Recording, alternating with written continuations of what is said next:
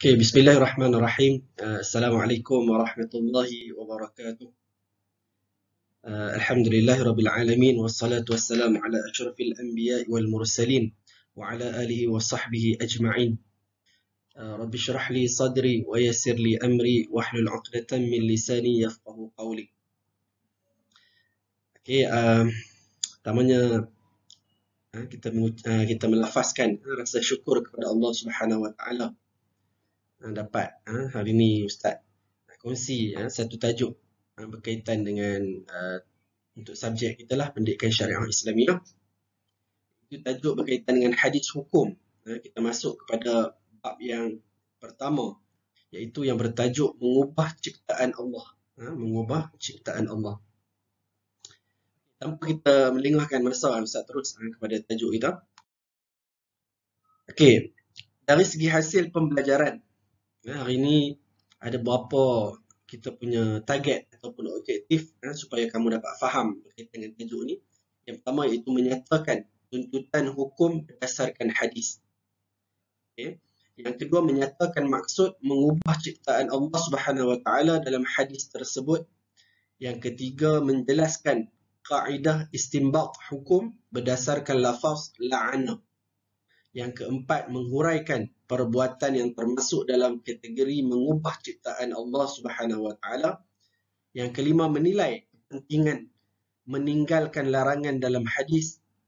Yang keenam menjana idea atau usaha yang perlu dilakukan untuk menghindari perbuatan mengubah ciptaan Allah Subhanahu Wa Taala. Okey, jom kita pergi tengok berkaitan dengan tajuk kita. Pertamanya kita fokus kepada hadis kita dulu. Sebelum Ustaz nak pergi seterusnya, kalau kamu buka buku teks kamu boleh rujuk bermula daripada muka surat 28 berkaitan dengan slide kita sekarang ni, iaitu muka surat 29 lah berkaitan dengan muka surat 29. Okay. Dalam baginda Nabi Muhammad sallallahu alaihi wasallam, An Ibni Mas'ud radhiyallahu anhu qala Rasulullah sallallahu alaihi wasallam لعن الله الواشمات والمستوشمات والمتنمصات والمتفلجات للحسن المغيرات خلق الله تعالى ما لي لا ألعن من لعن النبي صلى الله عليه وسلم وهو في كتاب الله وما آتاكم الرسول فخذوه وما نهاكم عنه فانتهوا. Arti dia daripada Ibnu Mas'ud radhiyallahu anhu, katanya Rasulullah sallallahu alaihi wasallam bersabda, Allah melaknat perempuan yang membuat tatu dan meminta dibuat tatu, mencukur alis dan menjarangkan gigi untuk kecantikan dengan mengubah ciptaan Allah Subhanahu wa taala. Kenapakah saya tidak boleh melaknat orang yang dilaknat oleh Rasulullah sallallahu alaihi wasallam sedangkan disebut di dalam Al-Quran apa sahaja yang dibawa oleh Rasulullah sallallahu alaihi wasallam maka terimalah, dan apa sahaja yang dilarang apa sahaja yang dilarangnya maka jauhilah. Hadis ni diriwayatkan oleh Al-Imam Al-Bukhari dalam sahihnya. Nanti kita akan Ustaz saja tak mau hurai berkaitan hadis ni sebab kita dah ada huraian dia selepas ni. Okey, kita akan tengok dari segi tuntutan hukum berdasarkan hadis ni. Hadis ini menjelaskan perbuatan yang sangat dibenci oleh Allah Subhanahu Wa Taala, bahkan dilarang dan mendapat laknat serta kemurkaan. Maksudnya ada 3 benda kat sini. Kita boleh tengok. Pertama apa?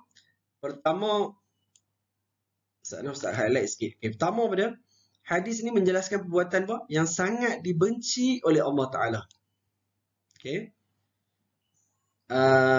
Saya tukar ni lah. Bahkan dilarang.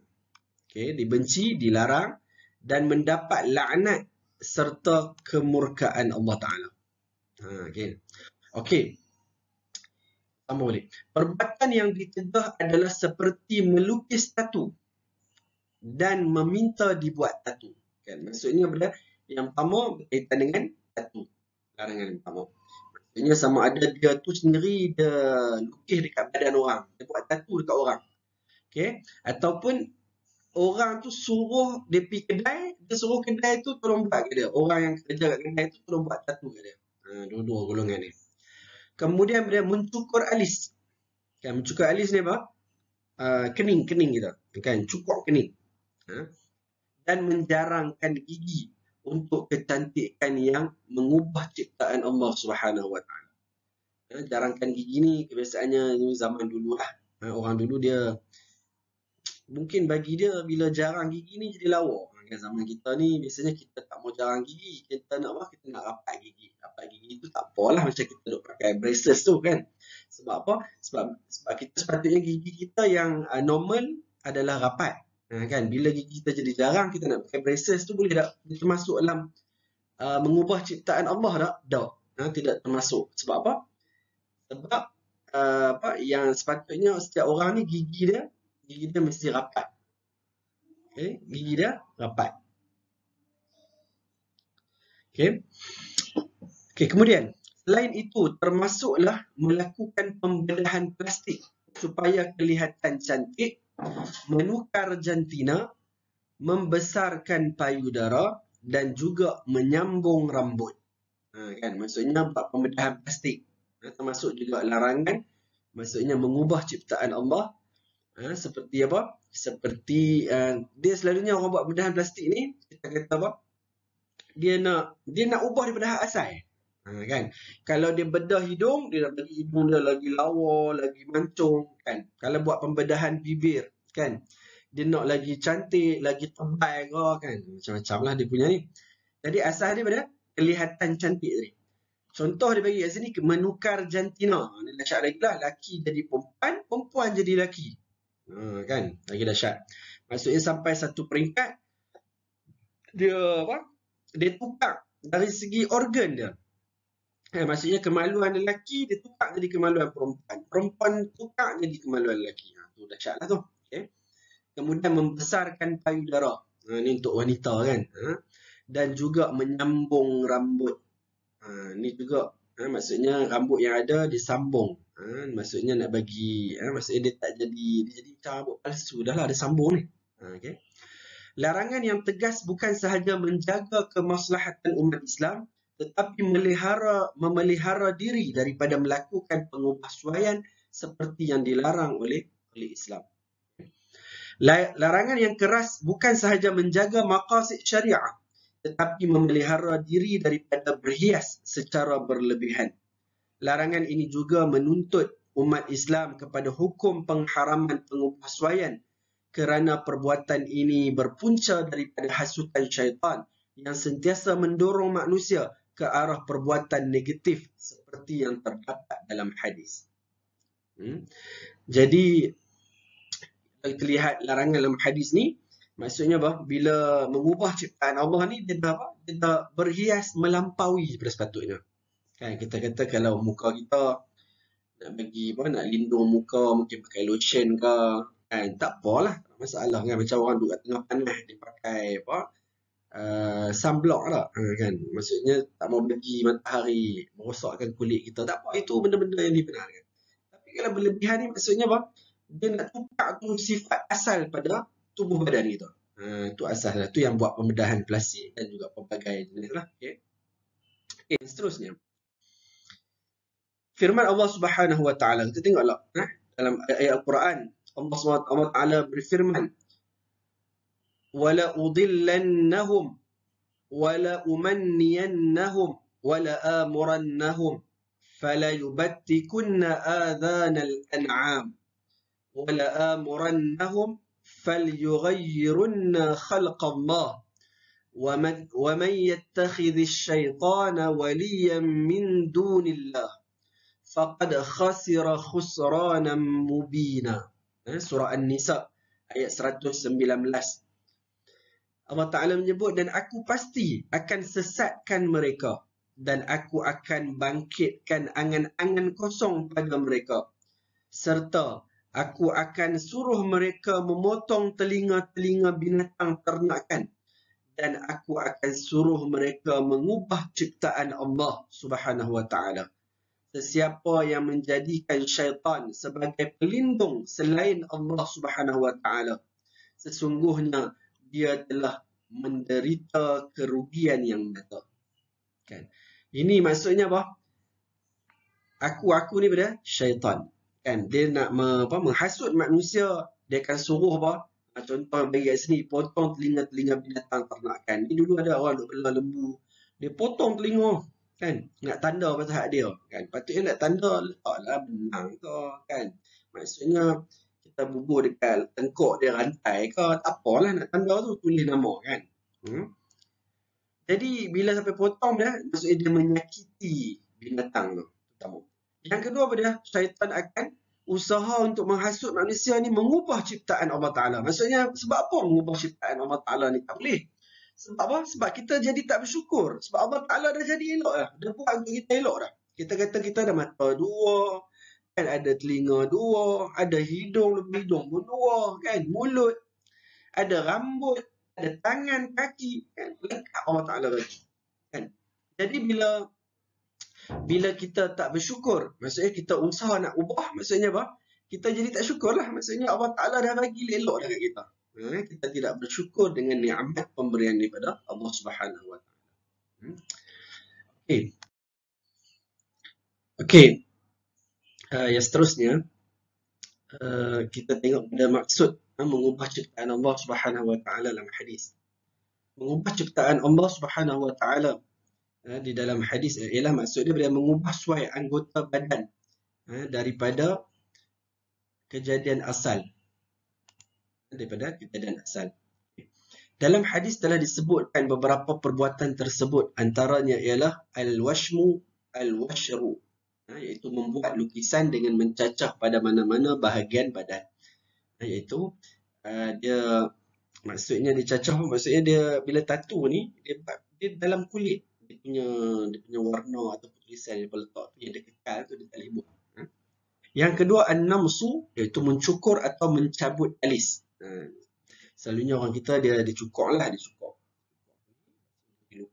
dengan pensel atau pen yang dipersediakan untuk orang yang make up ni. Okay, yang ketiga, at-tafalluj, perbuatan menjarangkan gigi atau mengasah gigi.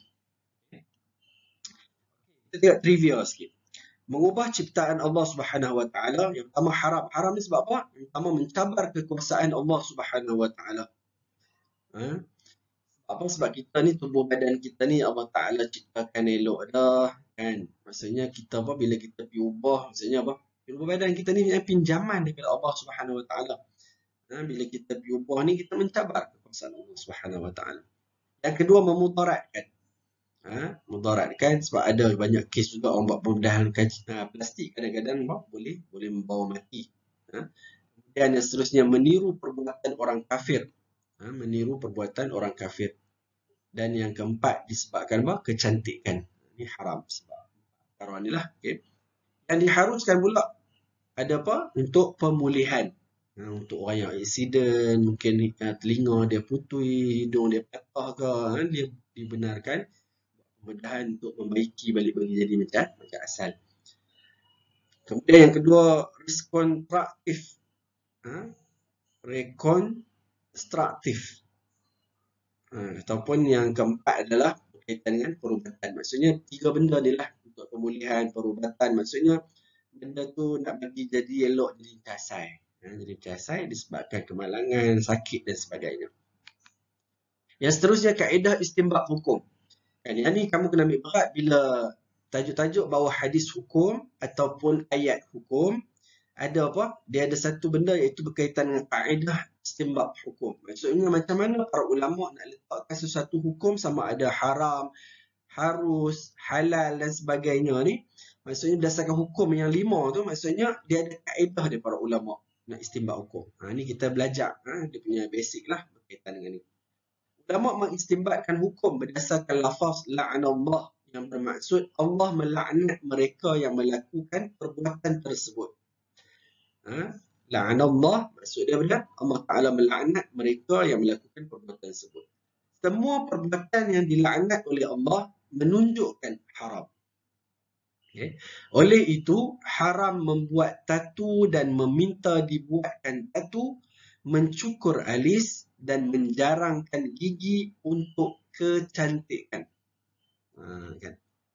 Jadi cara ni kamu bila naik, kerana kaedah istinbat hukum ni memang soalan yang kelima lah yang akan ditanya dalam cara dia selalunya dia akan bagi 4 markah biasanya. Jadi cara kamu jawab tu, yang pertama mesti ada perkataan la'anallah tadi.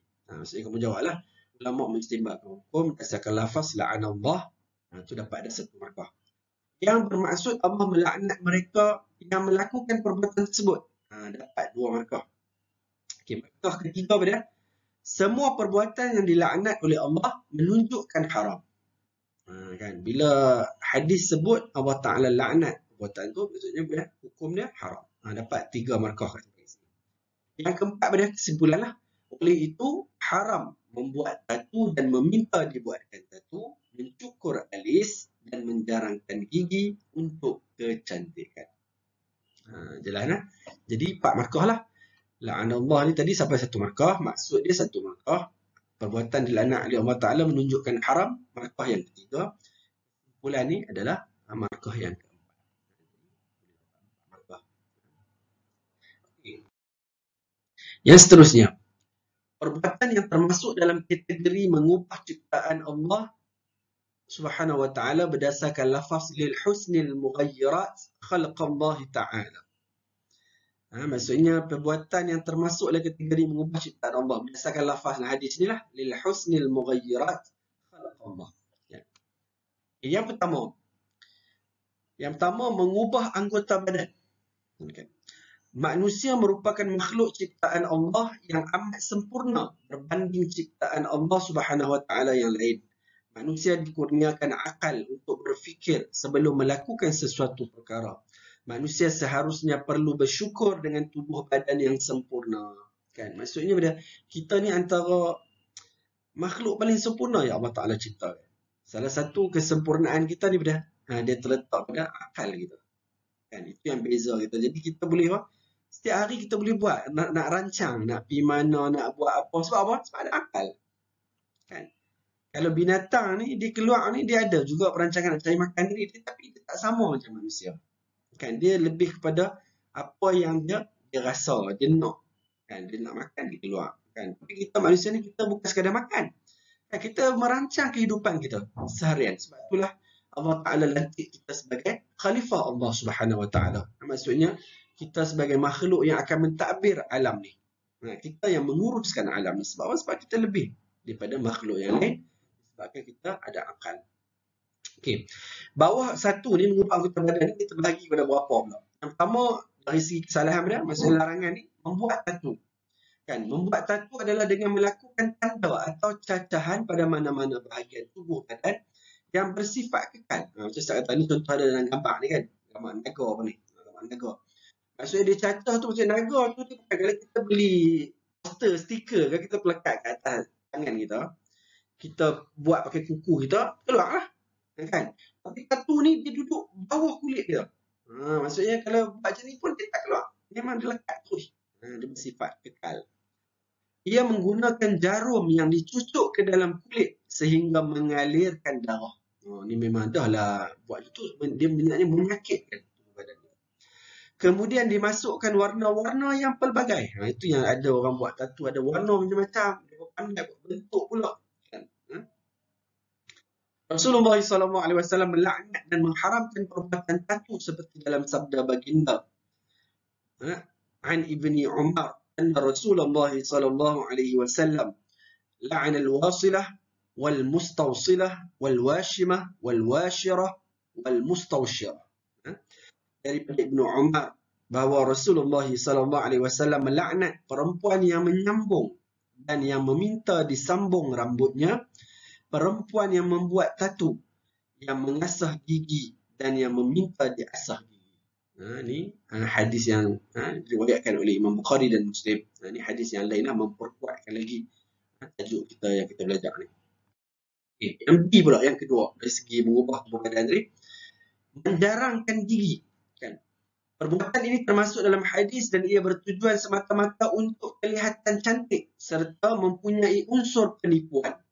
Namun diharuskan dalam Islam pengubahsuaian yang bertujuan memulih dan memperbaiki kerosakan pada gigi seperti garis gigi dan bibir sumbing.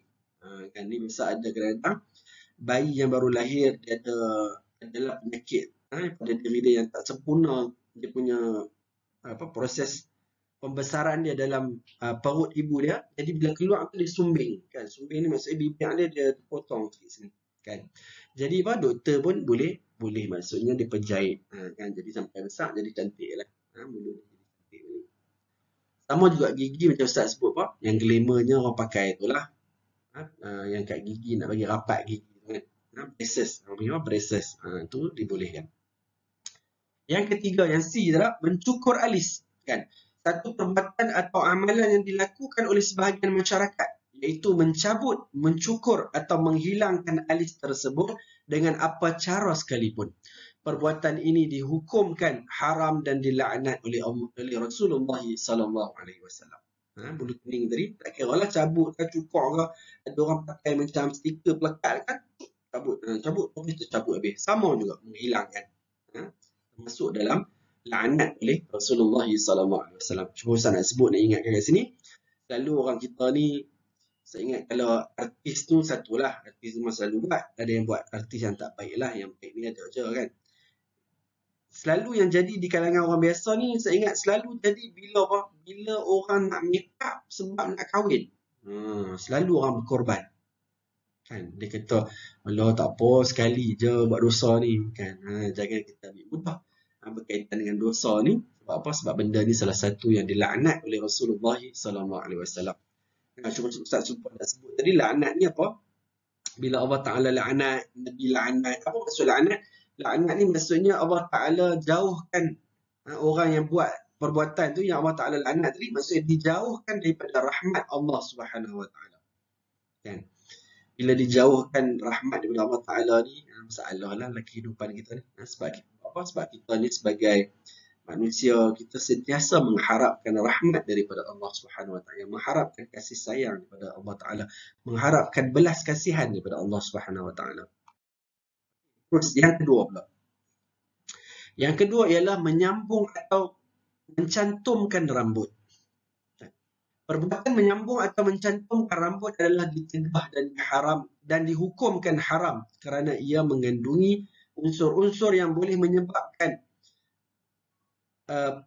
pembohongan dan mengubah ciptaan Allah Subhanahu Wa Taala. Bila sambung rambut dia jadi apa? Dia tipu lah. Rambut dia pendek, rambut dia tak elok, dia sambung jadi cantik, mengubah ciptaan Allah Taala.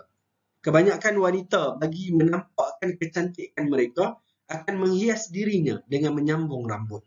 Perbuatan ini adalah dilarang sama sekali, sama ada membuatnya sendiri atau mengupah orang lain seperti pendandan rambut atau jurusolek. Termasuk dalam perbuatan ini juga adalah menanam rambut di kepala serta memakai rambut palsu.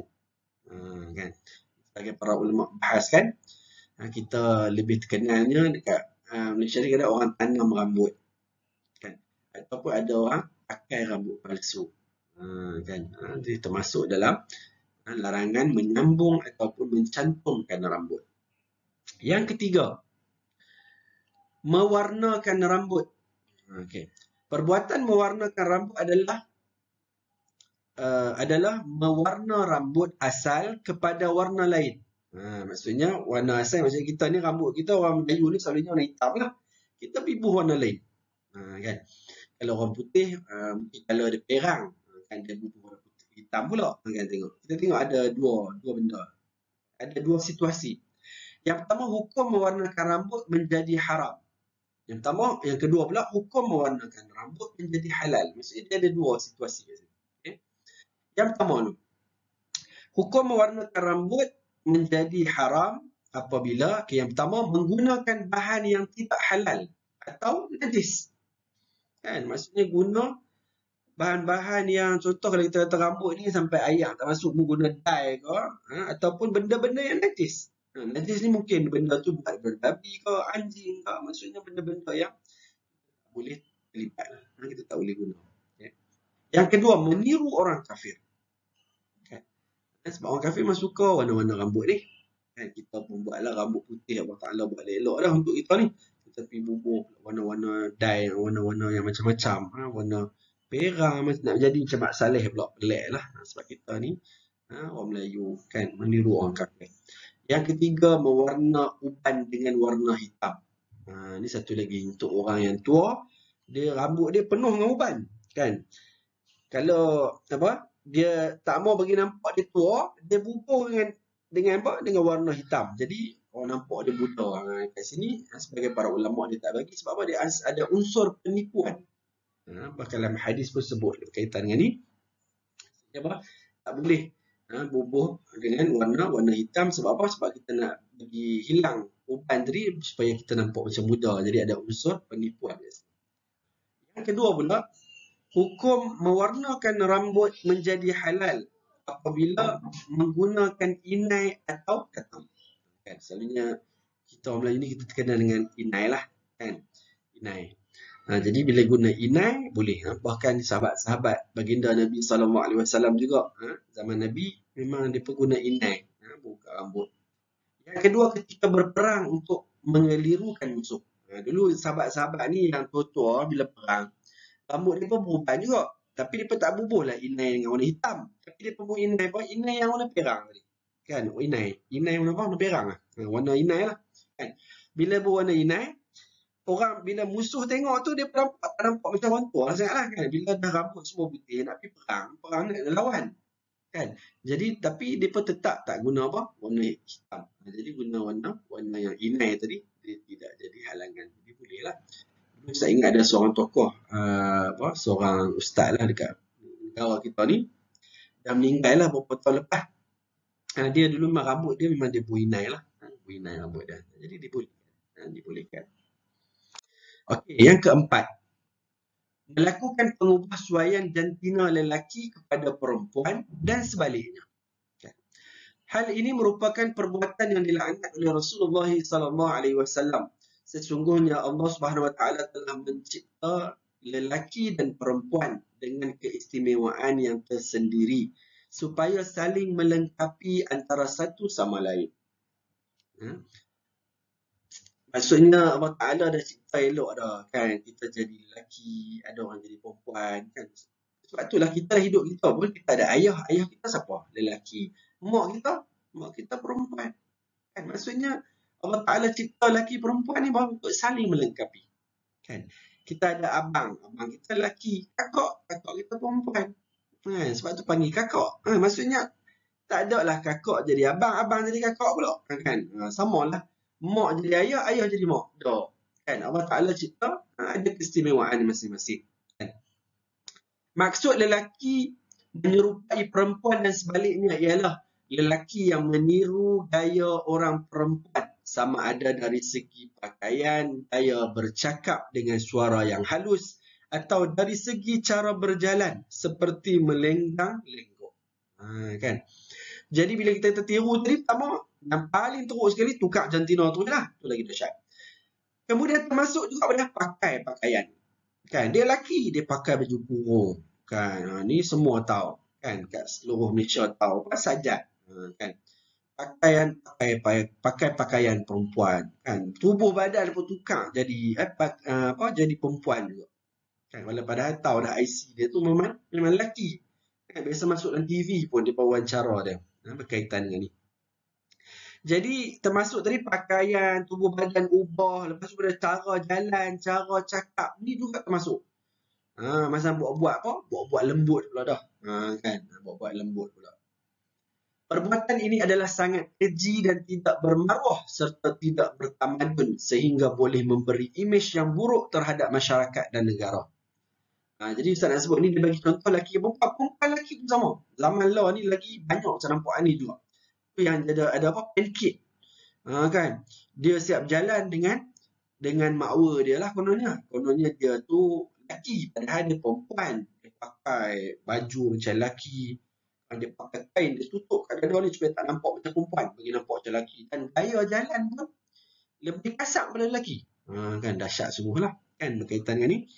Ni pancake pula kan. Perempuan cuba nak jadi lelaki. Siap berjalan dengan makwa dia lah. Kononnya makwa dia memang perempuan betul lah. Dan dia pun sebenarnya adalah perempuan. Kan kadang-kadang Ustaz tengok. Dulu biasa beli drive-thru dekat Mek Donald pun ada kat kerja dia kan. Kerja dia yang pancake ni. Kan kita tengok muka pun tahu ada muka lembut je. Tapi ya nak buat gaya jadi macam lelaki. Benda-benda ni benar. Dilaknat oleh Allah, oleh Nabi SAW dalam hadis yang kita baca tadi. Dalam hadis ni juga kita baca juga an Ibni Abbas radhiyallahu anhu qala la'ana Rasulullah sallallahu alaihi wasallam al-mutashabbihina min ar-rijal bin nisa wal mutashabbahat min an-nisa bir rijal. Daripada Ibnu Abbas katanya Rasulullah SAW melaknat lelaki yang meniru-niru gaya perempuan dan perempuan yang meniru-niru gaya lelaki. Hadis yang diriwayatkan oleh Imam Bukhari. Jadi tiru gaya tak boleh, pakai pakaian tak boleh kan. Tukar jantina lagilah besar lagi keharaman. Lagi besar dosa tu sampai melibatkan tukar apa?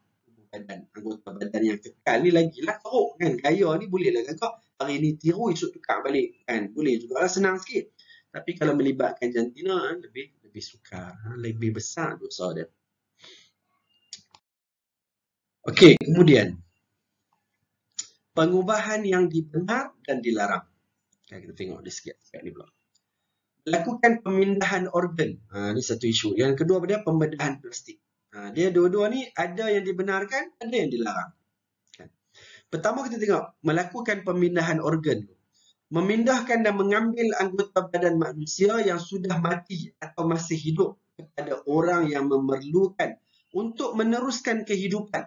Seperti pemindahan hati, buah pinggang, jantung dan mata. Proses pemindahan organ telah diwartakan harus oleh Mufti Mesir bagi tujuan rekonstruktif yang kita sebut tadi. Maksudnya pemindahan organ ni, bahkan kalau zaman law ni kita punya kat Malaysia fatwa pun memang membenarkan. Bahkan law ni kena sebahagian, kita tak tahu lah organisasi apa, dia keluar borang, maksudnya kita kalau kita mati kita sign siap-siap dah sebelum kita, sekarang lah masa kita sihat ni kita isi siap-siap. Maksudnya kita membenarkan bila kita meninggal ada organ kita yang elok, kita benarkan dia ambil bagi orang yang memerlukan. Kan? Dan fatwa keluar berkaitan dengan ni dibenarkan. Sebab apa? Sebab organ kita tadi boleh bagi manfaat kepada orang yang hidup. Kan? Boleh bagi manfaat kepada orang yang hidup. Okey, kemudian yang kedua, pembedahan plastik.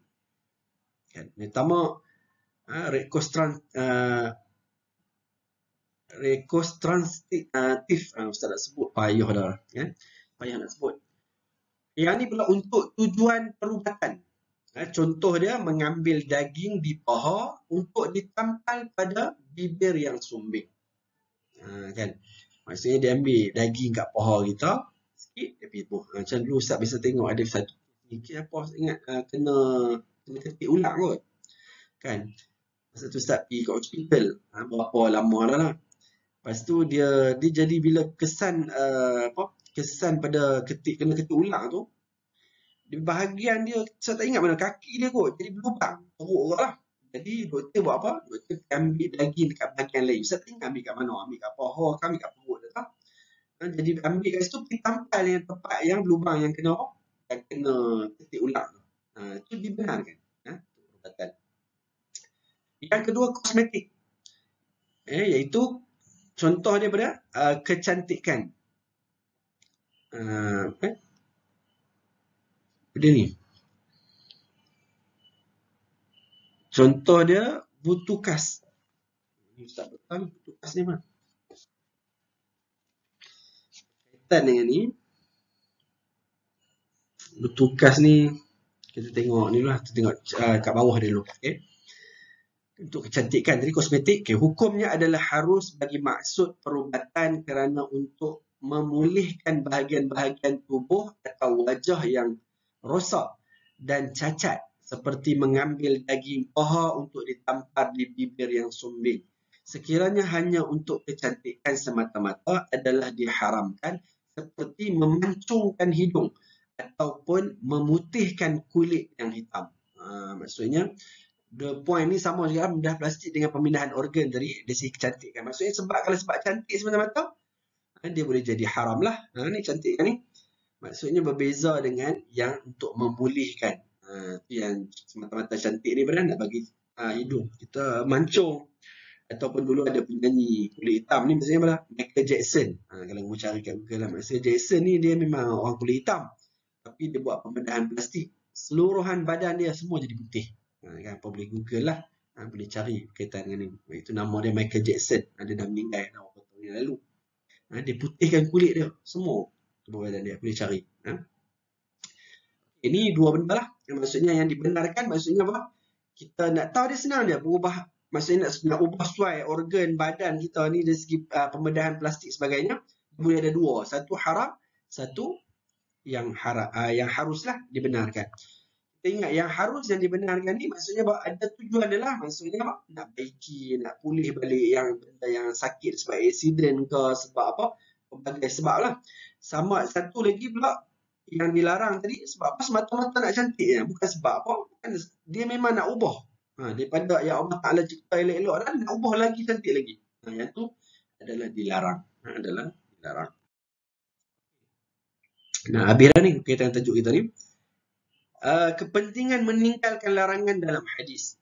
Kan apa pentingnya kita tinggalkan apa yang hadis sebut larangan-larangan tadi. Yang pertama, menjadi individu muslim yang sentiasa bersyukur dan menghargai ciptaan Allah Subhanahu Wa Taala. Jadi kita syukur bila orang puji lah, handsome lah, kan, alhamdulillah, kan, segala puji bagi Allah. Orang kata lah hidung kemek lah, tak elok lah, kita kata alhamdulillah, kan Allah Taala yang bagi ni, kan. Kita apa yang kita dapat ni, putih ke, hitam ke, handsome ke, tak handsome ke, kita syukurlah kepada Allah Subhanahu Wa Taala. Yang kedua, sentiasa yakin dan redha dengan kejadian diri serta mengakui Allah sebaik-baik pencipta. Maksudnya kita yakin dan kita redha yang Allah Ta'ala cipta diri kita sebagai apa? Sebagai sebaik-baik manusia. Kemudian yang ketiga, menghindarkan perasaan takabur ataupun apa? Dan sombong kerana kecantikan yang dimiliki. Kan, bila kita tinggalkan larangan Allah Ta'ala dalam hadis, maksudnya apa? Menghindarkan kita daripada takabur. Maksudnya kita syukur dengan apa yang Allah Ta'ala bagi. Dan kita tidak sombong dengan kecantikan ataupun kelebihan yang Allah Ta'ala bagi pada diri kita. Yang keempat, menjauhi unsur-unsur penipuan dan kepalsuan. Kan, jadi macam kita kata yang warna rambut tadi kan, padahal dah tua dia pergi bubuh rambut dia warna putih, jadi nampak macam orang. Ada unsur apa? Ada unsur penipuan. Yang kelima, boleh menjejaskan kesihatan serta mendatangkan kerosakan tubuh badan. Boleh jejaskan kesihatan dan boleh datangkan kerosakan tubuh badan, terutamanya pembedahan plastik lah. Sebab apa? Sangat bahaya, risiko dia sangat tinggi. Kamu bayangkanlah orang yang kulit hitam nak bagi jadi putih semua. Kan dahsyat tu, nak kena kulit tu macam mana dia nak buat. Jadi sangatlah berisiko sebab dia tak sama macam mana yang Allah Ta'ala ciptakan. Okey. Sikit lagi, iaitu berkaitan dengan usaha untuk menghindari perbuatan yang mengubah ciptaan Allah.